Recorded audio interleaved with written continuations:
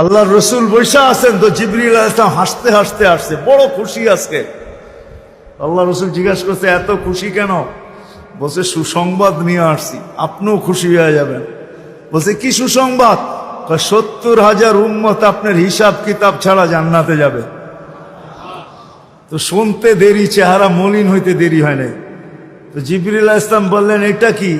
আপনি তো খুশি হওয়ার কথা, চেহারা মলিন হইল কেন? মাত্র 70,000, আমার সাহাবী তো 1.25 লক্ষ, কিয়ামত পর্যন্ত উম্মতের কি হবে?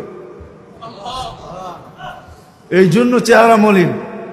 আপনি কি নিতে রাজি না? নিতে রাজি না এই কথা বলতেছি না, কিন্তু ভাবতে হবে এটা বলতে পারি। ভাইবা দেখি নিব কি নিব না। তো পাশে ওমর রাদিয়াল্লাহু তাআলা আনহু বসা। বলছে, ওমর নিব 70,000, বিনা হিসাব কিতাবে জান্নাতে যাবে। তো যেমন উস্তাদ তেমনই তো ছাত্র হয়, পীর যেমন মুরিদও তো এমনই হয়, ঠিক না?